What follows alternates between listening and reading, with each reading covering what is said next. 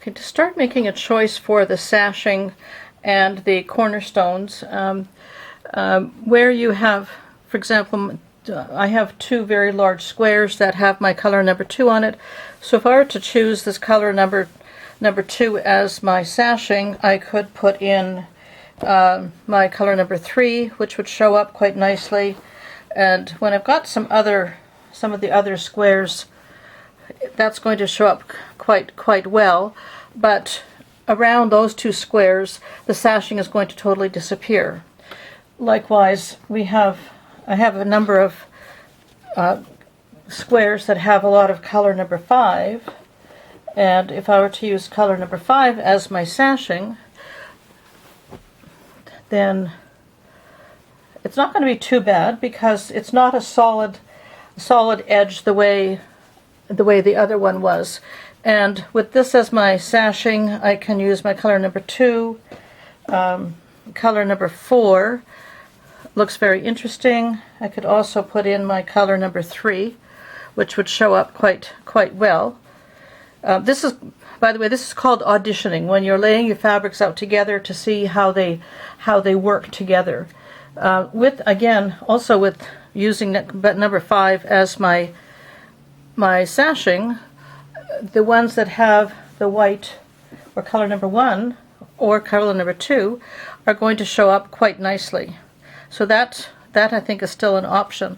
I could use this color number 2 in there as my cornerstone, but even having something next to it like that is not going to be a problem. So I think that works. I think another good option would be to use my dark medium color, which is color number 4, because that doesn't seem to be one that I've used up quite a bit. So, and even with there's one with the flying geese, and where I've got color number 2 has been used a couple of times. Obviously when I'm arranging them, I'm not going to put these two together in the final quilt because the coloring is just too similar. But let's take a look at this one, for example. That works, and I can still put my color number 3 in there. Where did that go? My color number 2 as a cornerstone. That works. Or color number 3. That also works. This is going to make it fairly intense having a darker color for the sashing compared to having a lighter color. So here's another color number 1. There's not a lot of difference between my colors number 1 and 2, so it's not going to be quite a dramatic difference. And again, I can use the color number 5 as the cornerstone.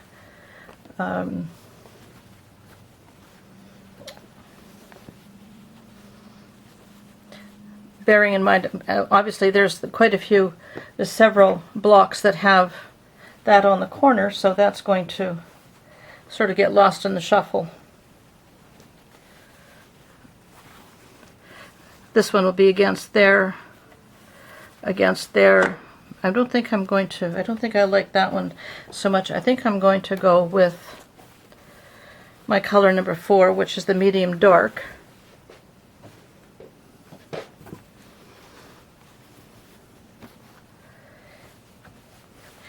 There's one block that has that same color in it, so that's going to sort of disappear into the sashing, but for the most part I think it's going to be okay. And for a good contrast, that would work. That would work for the cornerstone, but to make it pop, I think I'm going to use my color number 3, my medium color, for my cornerstones, and color number 4 for my sashing. if you're not happy with the your options that you're going to have from the palette of colors that you have with the existing quilt colors, you can always add a different color. This one I used inadvertently for that pattern before I switched to this for my color number 2.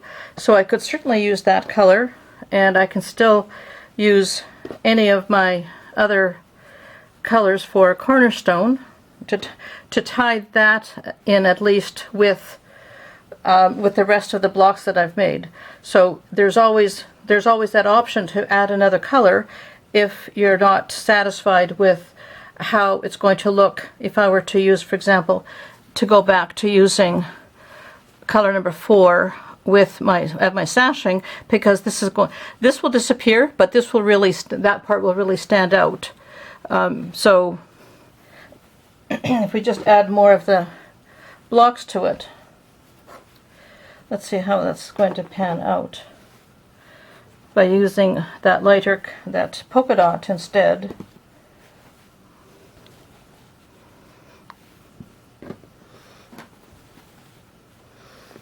That might be a better option.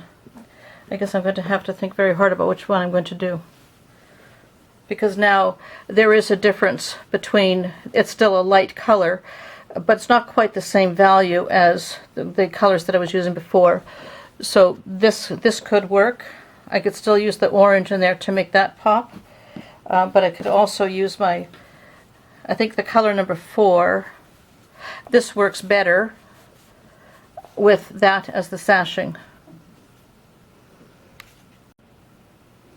Okay, I have my sashing all cut, and I have my cornerstones cut as well.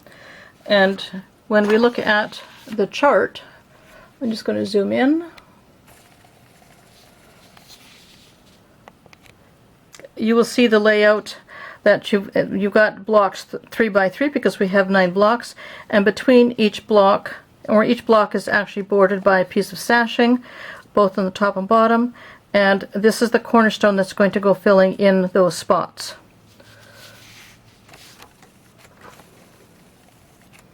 So I'm going to, and of course then your sashing is cut 9.5 inches long, because that is the size of our blocks.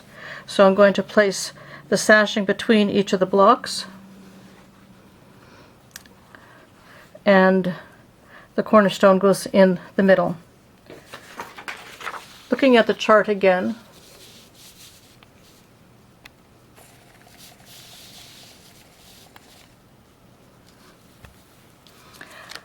the instructions are going to show you that once you have everything laid out, I guess hopefully you've got some room on a floor or something like that to lay everything out. Before you sew, take a look at how the blocks are arranged in relationship to each other, and this is where you want to change positions of some of the blocks so that you've got something so you don't have very intense blocks stuck in one corner and all the lighter blocks stuck in the opposite corner. So mix them up a bit. Your chart is showing you that this is row 1. So row 1 is a cornerstone, sashing, cornerstone, sashing, cornerstone, sashing, cornerstone. Your second row is sashing, block, sashing, block, sashing, block, and sashing. Row 3, cornerstone, sashing, cornerstone, sashing, cornerstone, sashing, and cornerstone.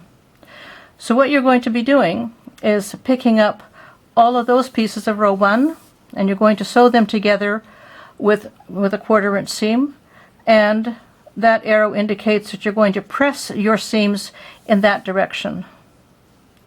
Row 2 is this, so now you're going to pick those up, sew those together again with a 1/4 inch seam, and this arrow is indicating to go to the left, so you're going to press all of these seams in the opposite direction.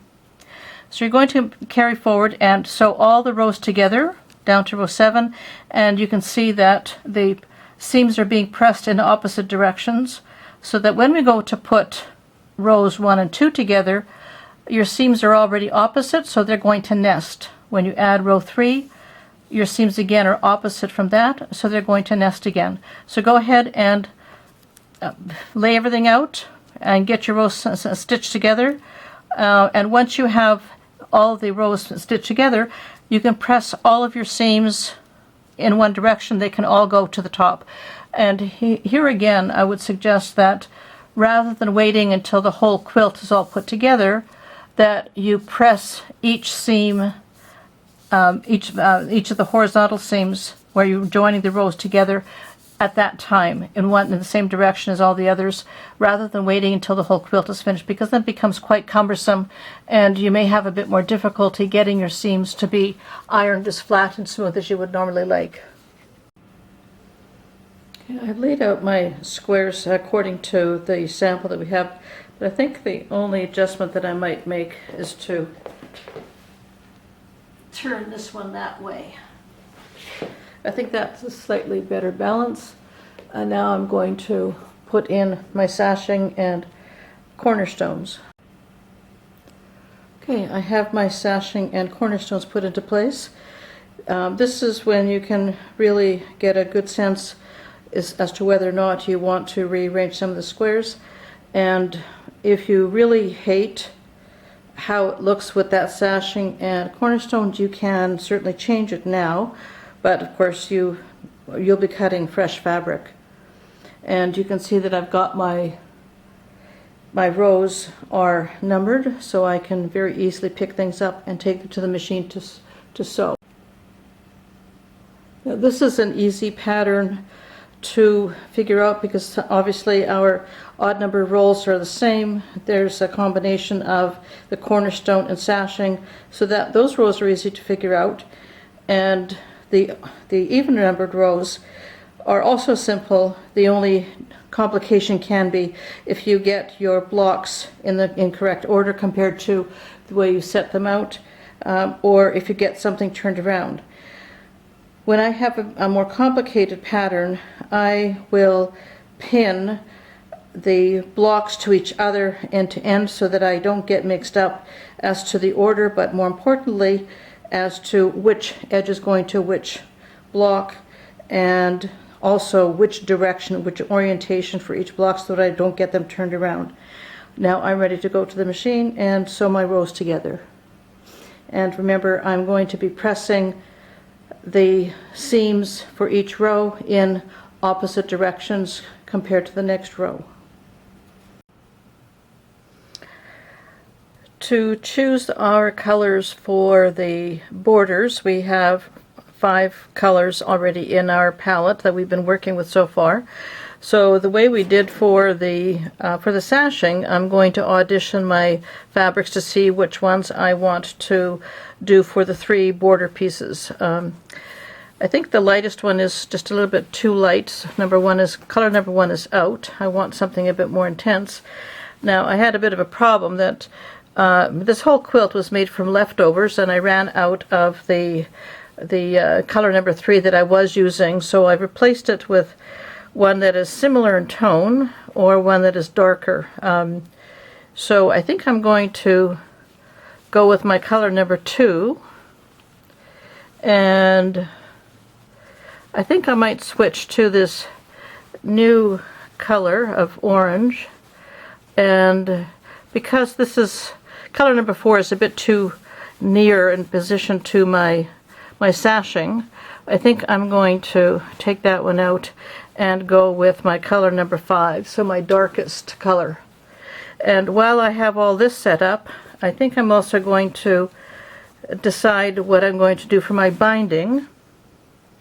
And I think I'm going to use my color number 5 as my binding as well, because this is going to be on the ends of the quilt. It's going to be right against this color number 5, which is fine, but down the sides it's going to be against color numbers 3 and 4. So I think that that's going to work. I'm just going to put it under, because this is what it's going to look like down the sides. And of course this is only the log cabin, so there's only this one block where it's showing right there, but there are some blocks that do have color number 5 close to the sashing, but I think that's what I'm going to do. So now I'm going to cut my colors number 2, 3, and 5 and start putting them on in that order, and I'm going to use this more intense orange but it still works, even though it's a bit darker than the orange that I was using for color number 3. So that's what I'm going to do. Just to make sure that I don't stretch out the border piece and therefore get things misaligned, I'm just doing an occasional pinning of the border so that it'll go much easier. Normally with all the borders I would press all the seams going towards the top end, but because the sashing is darker, I'm actually going to press this seam this way. Sometimes it's not just so much that the darker fabric is going to show through, but even with the white seam, this seam you can see is actually showing through the light fabric, so that's another reason to press your seams towards the dark. So this one seam for the first row of my border is going to go towards the sashing, towards the quilt, rather than toward the rest of the borders. Putting the borders on was the last step before we start putting the whole quilt together with the backing and the batting. Now is the time to check your seams to make sure that they are all pressed in the correct direction. I have a few that I have to fix, and here one seam got sewn in the wrong direction, so I'm going to just snip the seam on either side to lay that flat, because this can create a bit of a bump that might show up when you're actually quilting, but this is up to you whether or not you want to fix that. I'm going to do it, and this all has to be pressed in the correct direction.